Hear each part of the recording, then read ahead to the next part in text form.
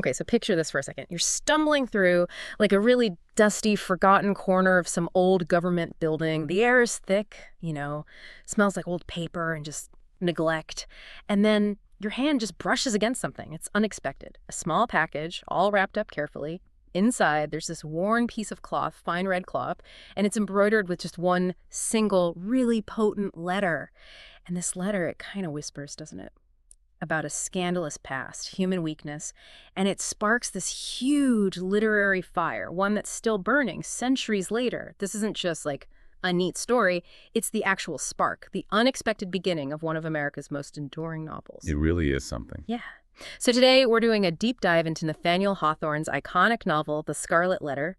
Our mission really is to unpack the fascinating origins of the story because they're rooted in Hawthorne's own real-life experiences in what he describes as this incredibly soul-numbing government job, believe it or not. Right, the custom house. Exactly. And from there, we're going to journey into those powerful opening chapters. We'll dissect how Hawthorne just masterfully sets the stage for this timeless exploration of sin and shame and, the incredibly complex nature of the human spirit when it's up against a really rigid Puritan society. And for this, we're digging into some key stuff. Yeah, we'll be drawing heavily from Hawthorne's own custom house introduction, which honestly, a lot of people skip, but it's crucial. Absolutely essential. It's not just a preface. Right. And then, of course, the compelling early chapters of the novel itself. So are you ready to uncover the unlikely birthplace of a classic? Let's unpack this. It's truly remarkable when you think about it, isn't it? Mm-hmm. Here's this writer, famous for his deep psychological insights, his historical themes, and he finds the seed, the very germ of one of his most famous books, not in some grand, inspiring place, but in what he basically considered literary purgatory. Right, an anti-literary purgatory, yeah. And what's so fascinating about the Custom House introduction is, like you said, it's more than just background. It's this critical window into his state of mind while he was writing. It gives us this whole meta-narrative about creation itself. It sets the tone perfectly. So let's start there with Hawthorne's real-life backdrop. His time as surveyor at the Salem Custom House. He paints this picture of just profound intellectual stagnation. He calls it an unjoyous attachment that weirdly drew him back to Salem, his hometown. Yeah, a place he had complicated feelings about already. Totally. He describes these vast, cobwebbed rooms in the Custom House, rooms that were apparently built for this big commercial boom that never really happened. Right, projected on a scale adapted to the old commercial enterprise, but it fizzled. Exactly. So you've got these big, empty, dusty spaces, and the pace of work, glacial. It clearly just weighed on him. He felt totally cut off from his craft. He even laments literature, its existence and objects were now of little moment in my regard. I cared not, at this period, for books. They were apart from me. Wow, for a writer like Hawthorne. Can you imagine feeling so alienated from writing itself? He talks about his creative gift, his faculty becoming suspended and inanimate within me. It's almost like he's describing another planet, totally different from where his imagination usually lived. How could anything truly creative, anything profound, come out of that kind of suffocatingly mundane setting? Well, that's the core paradox, isn't it? Yeah. Hawthorne didn't just see this job as like a way to pay the bills, though it definitely was that. Sure. He saw it as this deep personal and intellectual sacrifice. He explicitly worried about his intellect dwindling away, becoming like the men he saw around him, men whose lives just revolved around the most basic, almost animalistic comforts. Yeah, he paints quite a picture of them. He does. And this forced disconnect from his literary self, it became, ironically, the very catalyst for the Scarlet Letter. The stark contrast between that deadening reality and his inner imaginative world, it really highlights the aha moment that was coming, the spark that would finally ignite. So the boredom was actually productive, in a weird way. In a very weird way. He even wonders if he could stay in the custom house and yet go forth a man. He was genuinely afraid he might grow gray and decrepit in the surveyorship, losing his artistic soul completely. But this self-imposed intellectual starvation, it kind of pushed him to look inward, to think about writing itself, where creativity comes from. It was, you could say, a period of fertile despair. Fertile despair, Yeah. like that. And speaking of those colleagues, wow, the portraits he paints are so vivid, almost hilariously satirical. Oh, yeah. He introduces us to this patriarchal body of veterans, his fellow custom house officers. He says you'd often find them asleep or talking in voices that were somewhere between speech and a snore. just embodying this profound lack of energy. Yeah. Zero get up and go. Right. And he even compares them with this wonderful dry humor to Matthew at the receipt of customs, but not very liable to be summoned thence like him for apostolic errands. It's clear he saw them as just stuck, stagnant, dependent for subsistence on charity, on monopolized labor, or anything else but their own independent exertions. It sounds like the classic government job cliche, doesn't it? Maybe not great for a brooding literary genius, but probably relatable for anyone who's felt their brain slowly turn to mush in an office. Definitely relatable. And he really focuses on specific people to show this pervasive inertia. There's one particular permanent inspector he describes, an 80-year-old guy he calls a specimen of wintergreen. That's such a great image. Old, but clinging to life, but no real spark. Exactly. And this inspector's only real passion, food. Hawthorne notes, his gourmandism was a highly agreeable trait. He goes into detail about how the inspector lacks power of thought, no depth of feeling, no troublesome sensibilities. He just exists on this purely physical level, totally satisfied by remembering like roast meat and a remarkably praiseworthy turkey. This guy, in his complete lack of intellectual or emotional depth, he's the total opposite of the imaginative mind. Hawthorne was terrified of losing. He's like a living warning sign. The embodiment of the intellectual death Hawthorne wanted to escape. And then in contrast, there's the collector, General Miller. Hawthorne treats him very differently, with a lot more respect. Yes, a notable difference in tone. This was a distinguished Revolutionary War soldier, apparently ruled over a wild Western territory. Hawthorne admires his ponderous endurance, his integrity. He describes his inner fire not as something that flashes and flickers in a blaze, but rather a deep red glow, as of iron in a furnace. Strong imagery. Yeah. But despite this tough military past, the general also had a young girl's appreciation of the floral tribe. A surprising tenderness underneath it all. It's this really interesting mix, this powerful, almost immovable figure who loves flowers. It shows a complexity even in that environment. Right. Hawthorne even says the general seemed away from us, although we saw him but a few yards off, remote, though we passed close beside his chair. He suggests the general was living a more real life within his thoughts of battles and parades than in the actual custom house office. So even in that dull place, some minds were, elsewhere. And Hawthorne's detailed, almost anthropological look at his colleagues, it serves a few key purposes, I think. It vividly sets up that suffocating atmosphere he was in, which makes his creative breakthrough later seem even more amazing. Mm-hmm. But it also lets him reflect on the whole nature of being a public functionary. He hints that Uncle Sam's gold has a quality of enchantment like that of the devil's wages, potentially stripping people of their sturdy force, its courage and constancy, its truth, its self-reliance. Wow, that's cutting. Yeah. He suggests that getting kicked out of a job like that might actually be fortunate, letting him someone return to himself. So this period of unjoyous attachment, this intellectual dryness, it ironically prepared the ground for the big reveal in the Custom House intro. It was a necessary crucible, forcing his mind to look beyond the immediate grind. And that search led him to stumble upon something that changed everything. Literally stumbled. In this big, unfinished room on the second floor, surrounded by barrels of old official documents, what he calls the corpse of dead activity, he chanced to lay my hand on a small package, carefully done up in a piece of ancient yellow parchment. Just chanced upon it. Right. And inside this package was the legacy of a guy named Jonathan Pugh, a former surveyor from way back in the 18th century. And Pugh, turns out, spent his downtime not on paperwork, but as a local antiquarian. He collected documents, not official, but of a private nature. It makes you wonder how many amazing stories are just buried in dusty government archives, waiting for someone to find them. Well, this is where it gets really interesting, and you see Hawthorne, the storyteller, at work. It becomes this masterstroke of literary framing, right? Blurring the lines between actual history and fictional setup. Yeah. While he does mention reading about Pugh's death and his remains being dug up in local records, so there's a factual basis the way he describes finding the package. That instant feeling that it held a treasure, that leans heavily into artistic license. Ah. The idea that he just chanced upon it, that it was somehow meant for him, it elevates the whole thing beyond just research.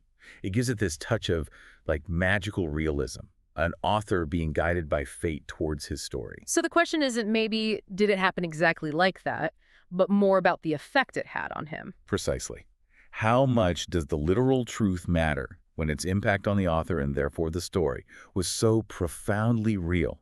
It's a brilliant origin story for the novel itself. Totally. And the heart of this discovery, this treasure, was a certain affair of fine red cloth, much worn and faded, but intricately embroidered with gold thread. This rag of scarlet cloth, as he calls it, revealed itself as the capital letter A, exactly 3.25 inches in length. So specific. Right. He notes it had been wrought with wonderful skill of needlework, admiring the artistry even though it was old. But what really got him, what turned it from just an old artifact into something visceral, was when he instinctively put the letter on his own chest. He says, "It seemed to me that I experienced a sensation, as if the red-hot iron, all in a blaze, had touched me." He literally felt the story, this burning connection to a past life, a past shame. It wasn't just finding something historical, it was this almost mystical, physical connection to the suffering he was about to write about. He didn't just find a document, he inherited a feeling. Exactly. And wrapped around this potent, faded symbol. Several foolscap sheets containing many particulars respecting the life and conversation of one Hester Prynne, a noteworthy personage, he calls her, from the late 17th century. It's the actual story. The bones of it, yeah. Yeah. Hawthorne claims this gave him the authenticity of the outline, but also allowed him nearly or altogether as much license as if the facts had been entirely of my own invention. And then there's the part about the ghost of Surveyor Pugh urging him on, making a bargain to share the profits. Ha, yeah, that's brilliant. It cleverly blurs that line between reality and fiction again. It gives the story this weight of historical truth, this urgency, while totally freeing up his imagination to fill in the psychological and symbolic details. It suggests that deep truths can be dug up from forgotten places, and maybe a writer needs that kind of shock being decapitated from his dull job, as he puts it, to really connect with a deeper, almost archetypal story. The irony is just perfect. The place that nearly killed his creativity also handed him the key to its rebirth. And with that searing touch of the letter, almost supernatural, the custom house kind of dissolves and the stage is finally set for the actual story of the Scarlet Letter. So now that we've seen Hawthorne's own creative crucible, let's step into that stark, rigid Puritan world that Hester Prynne has to navigate. It feels less like a jump and more like just going deeper into the same themes Hawthorne was wrestling with. Judgment, hidden truths, the human spirit under pressure. Absolutely. And the way the Puritans set up their society tells you everything right from the start. They built the first prison house somewhere in the vicinity of Cornhill, almost as seasonably as they marked out the first burial ground. Prison and graveyard, first things on the list. Pretty much. It speaks volumes about their worldview, right? Yeah. This constant built-in awareness of sin, judgment, death. It's fundamental. And their approach to public discipline, rigid, almost theatrical. They made the mildest and the severest acts of public discipline alike made venerable and awful. Public shaming as performance art. In a way, yes. And the setting highlights this tension perfectly. The story kicks off in Boston not less than 2 centuries ago with this wooden jail. The door is already marked with weather stains and other indications of age.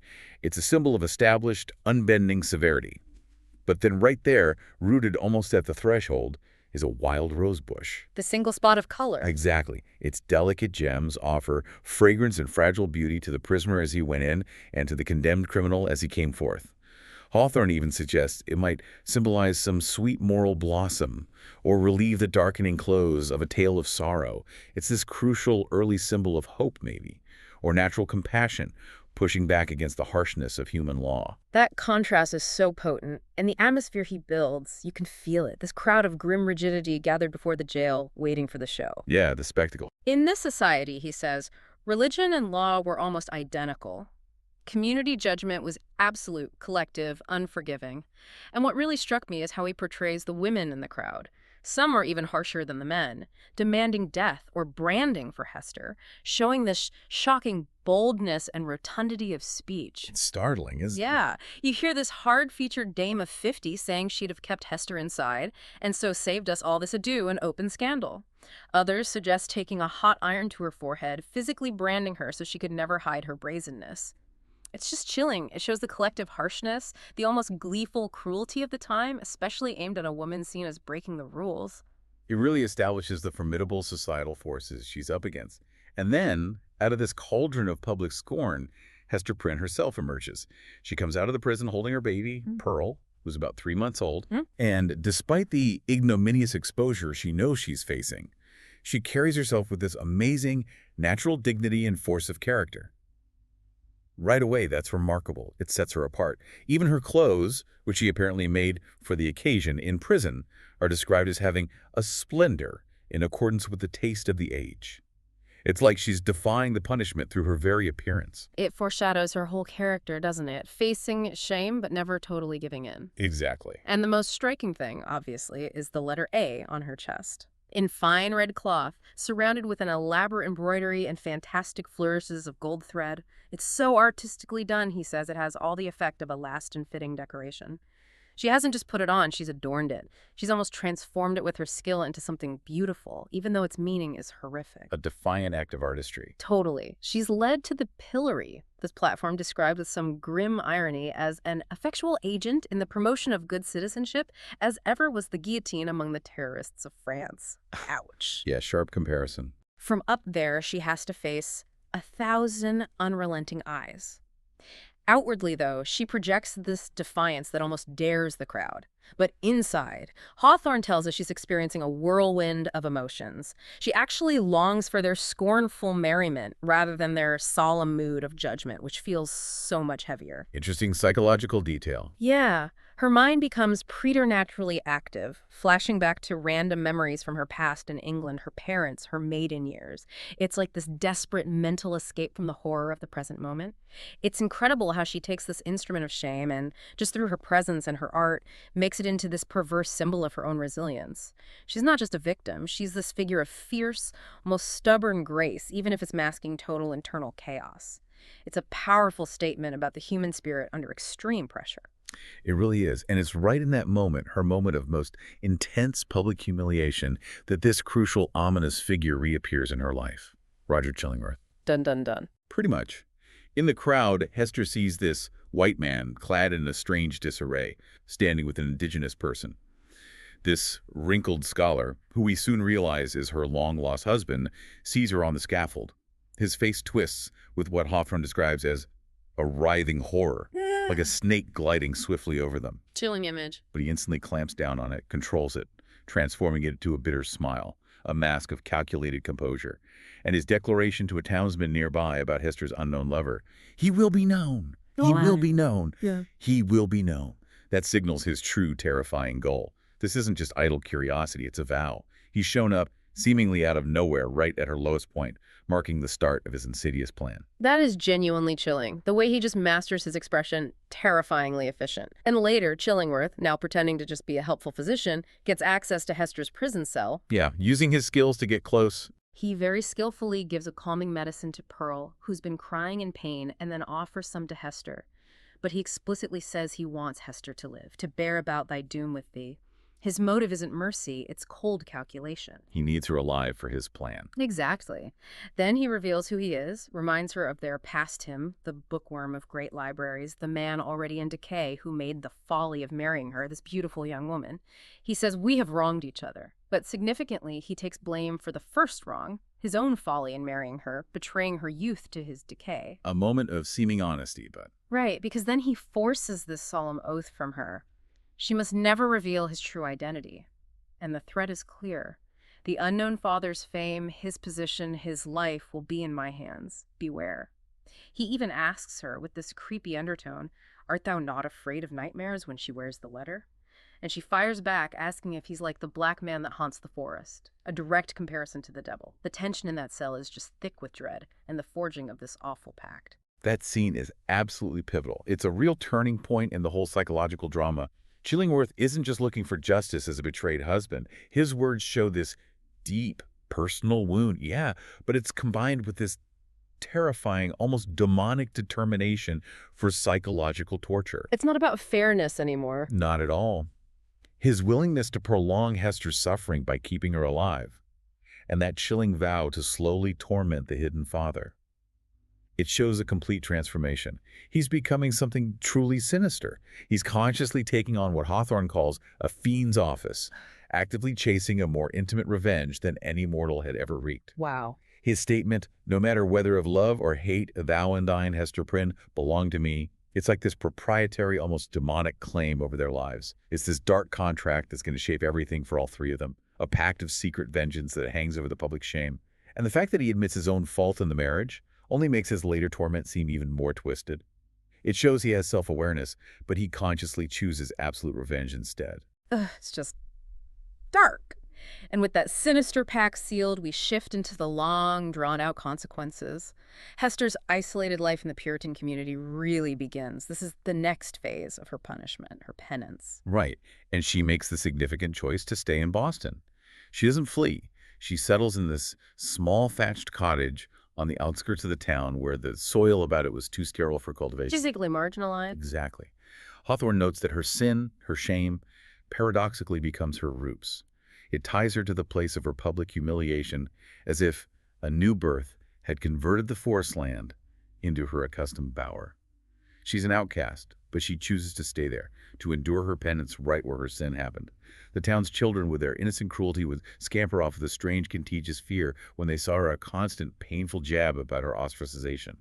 Even though she could leave, she embraces this, and just staying is its own kind of defiance. It's fascinating, too, that her embroidery, the very skill she used to make that fancy A, becomes how she supports herself and Pearl. The ultimate irony. Her work adorns the ruff of the governor, military scarves, even baby clothes. It provides state and splendor for others. So her mark of shame, the thing meant to humiliate her, allows her to create beauty and dignity for the community leaders. But, and this is a sharp point, it is not recorded that, in a single instance, her skill was called an aid to embroider a bridal veil. Oof, yeah, that line hits hard. It's a stark reminder of her social exclusion, no matter how skilled she is. She also spends hours making rough clothes for the poor, but often gets revile instead of thanks. The poor would distill drops of bitterness into her heart. She's a martyr, Hawthorne says, but notes that she forbore to pray for her enemies, lest the words of the blessing should stubbornly twist themselves into a curse. It shows her internal battle, right? Her capacity for charity is huge, but she's still deeply wounded, still struggling with the injustice of it all. And what's equally powerful, I think, is how the meaning of the Scarlet Letter itself starts to change over time. Yeah, that's amazing. Slowly, subtly, the public perception of the A begins to shift. It goes from just being about adultery to meaning able, a symbol of her strength, her resilience, her incredible generosity. Because she is able, she endures. Exactly. And for some people, it even becomes like the taper of the sick chamber. It provides comfort to those in hard extremity because Hester, through her constant service and quiet strength, becomes this source of counsel and comfort for others, especially women dealing with their own troubles. Wow. This suggests a profound shift, not just in the community's view, but in the symbol itself. It even supposedly gained a sacredness, with the rumor that an Indian arrow once struck it but fell harmless to the ground. It shows how society, even a rigid one, can slowly redefine symbols based on lived experience, recognizing the moral strength that can come out of suffering. It's proof of human resilience, how actions over time can reshape a narrative, speaking louder than the initial judgment. She really is living a paradox, isn't she? The mark designed to isolate her becomes this weird way she connects with people, and eventually it even earns her respect. It makes you wonder how much our first impressions shape things versus lived experience, and how suffering can sometimes forge this deeper strength that even a harsh society has to acknowledge. But right at the center of this lonely life is, of course, Pearl. She's not just a kid. She's like the living embodiment of that letter. Oh, absolutely. Pearl is more than just a character. She's a living, breathing symbol of the A. Born from that guilty passion, she's described as elfish and wild. Her nature reflects the rank luxuriance of how she came to be. Totally. She often acts with perverse merriment, has this flightiness of her temper, and just doesn't conform to Puritan norms at all. She even plays games like scourging Quakers or taking scalps from imaginary enemies in the woods. Her unsettling insightfulness and her wildness are this constant challenge to the repressed truths and hypocrisies all around her, especially for Hester and Dimmesdale. She embodies the raw, untamed nature that Puritan society tries so hard to crush, the pure, unvarnished consequence of that forbidden passion. Her very existence is like a question mark aimed right at their rigid piety. And her obsession with the A itself is so unsettling, so symbolic. From when she's just a baby, Pearl is fascinated by the Scarlet Letter. She's constantly playing with the embroidered letter like it's a toy or just this defining part of her mother. Yeah, like it is her mother, in a way. Right. She even makes her own A out of green eelgrass and insists her mother wear the red one. And she intuitively connects the A not just to her mother's secret, but also, really tellingly, to Dimmesdale's weird habit of always putting his hand over his heart. She senses that shared, unspoken thing. She sees the truth everyone else ignores. This kid sees it all.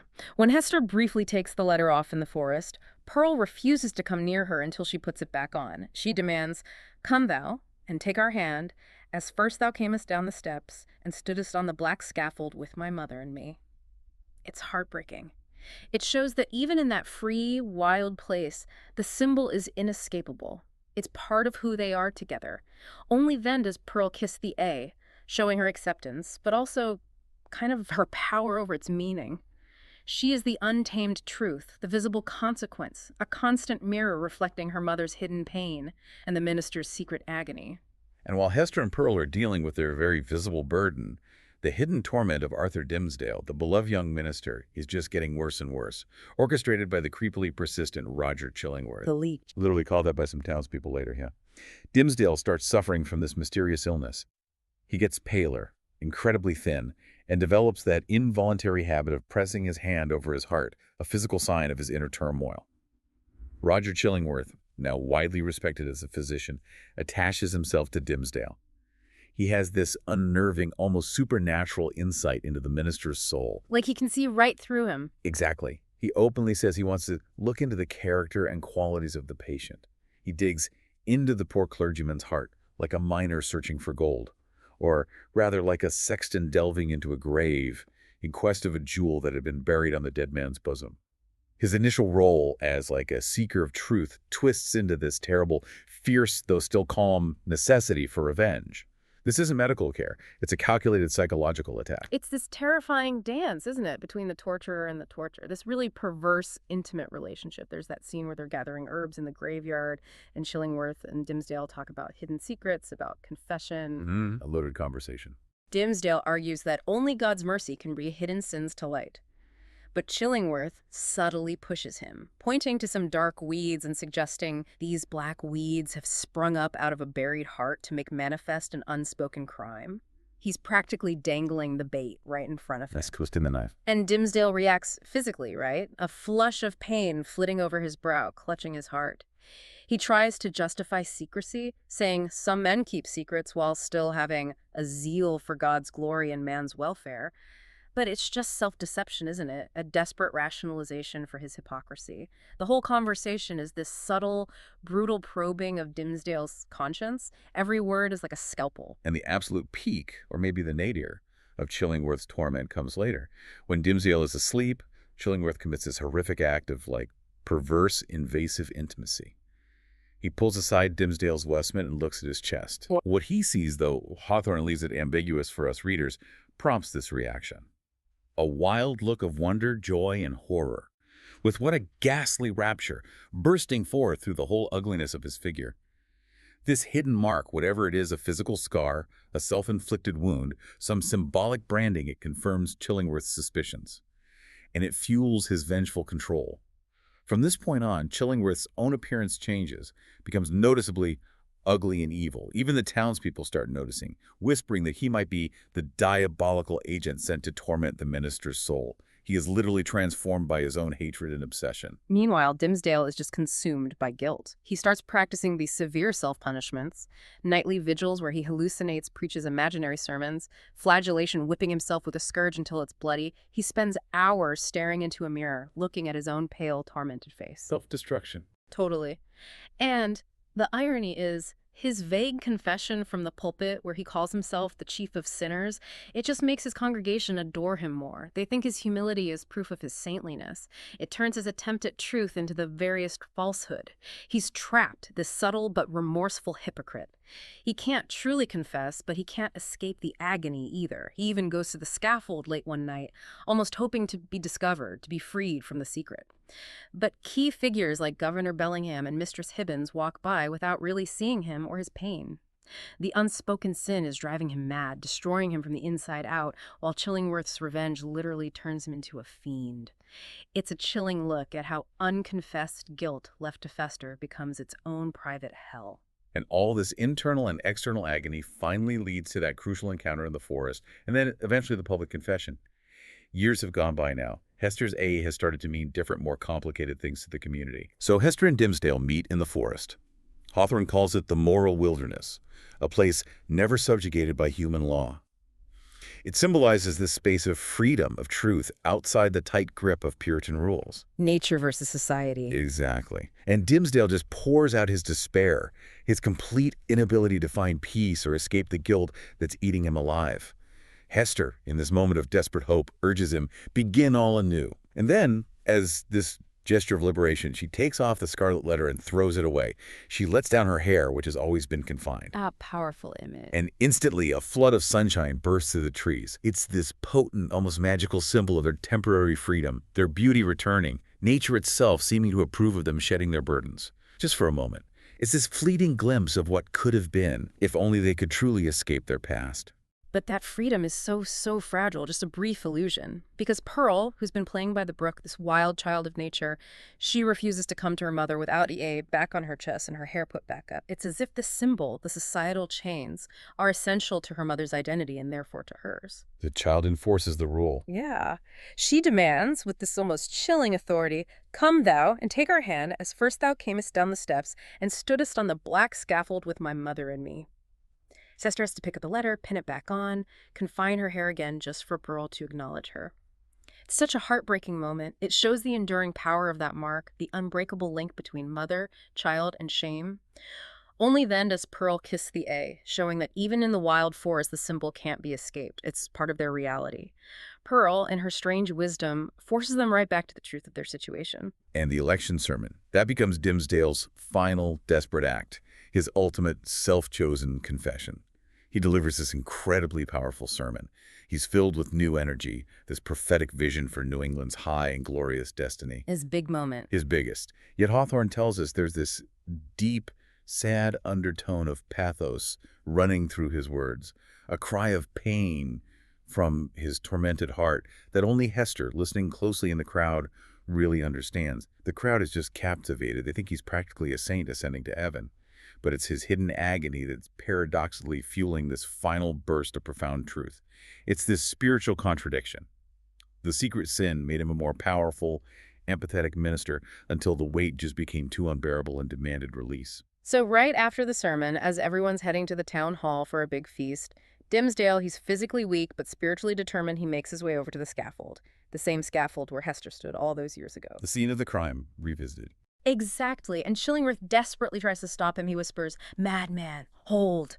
What is your purpose? I can yet save you." But Dimmesdale pushes him off, saying, "Ha, tempter, methinks thou art too late. With God's help I shall estake thee now." His only escape route left. He publicly confesses his sin. He tears open his ministerial robes to reveal, well, something. The text says, "There stood Hester, holding little Pearl by the hand, and there was the Scarlet Letter on her breast." But what was on his chest? Hawthorne leaves it deliberately ambiguous. Some people in the crowd apparently saw a scarlet letter imprinted in the flesh. Others saw it as just a symbol of his remorse, or maybe nothing physical at all. That ambiguity is key, isn't it? Totally. It forces us, the readers, to think about what guilt really looks like. Is it physical? Is it purely spiritual? His last words to Hester are full of doubt about the meeting in the afterlife, but also gratitude. He says, "God knows, and he is merciful. He hath proved his mercy in my afflictions, by giving me this burning torture, by sending yonder dark and terrible old man, by bringing me hither to die this death of triumphant ignominy. Had either of these agonies been wanting, I had been lost forever." And then he dies right there, having finally found this twisted kind of salvation through public truth. That public revelation, it's Dimmesdale's final self-chosen act of truth. Yeah. It's his only way out from Chillingworth's psychological torture. It's painful, devastating, but ultimately it's redemptive for him. It mirrors Hester's public humiliation from years before, but the crucial difference is this is self-chosen truth, not shame forced upon him. Right. And that ambiguity about the mark, it really forces us to grapple with the nature of guilt itself, how it manifests. Even Chillingworth recognizes the scaffold as the only escape, telling Dimmesdale, "Hadst thou sought the whole earth over, there was no one place where thou couldst have escaped me, save on this very scaffold. So that final confession, despite the cost, it was his only path to spiritual freedom. And with Dimmesdale's last agonizing confession, the main drama kind of climaxes. It's both devastating and, in a strange way, liberating. But what happens after the scaffold scene? The aftermath gives us this quiet, really poignant resolution to their tangled lives. It's not a big dramatic flourish, more like a settling into the long shadow of everything that happened. Right. First, Roger Chillingworth. Having lost his material for revenge, the object of his obsession, he just withered up, shriveled away, and almost vanished from mortal sight like an uprooted weed that lies wilting in the sun. Consumed by his own hate. Exactly. His end suggests that consuming hatred, once its target is gone, just eats itself. Hawthorne reflects, this unhappy man had made the very principle of his life to consist in revenge, and when that evil principle was left with no further material, it only remained for the unhumanized mortal to betake himself whither his master would find him tasks enough. It's a stark warning about the self-destructive spiral of unchecked vengeance. And Hester, what becomes of her?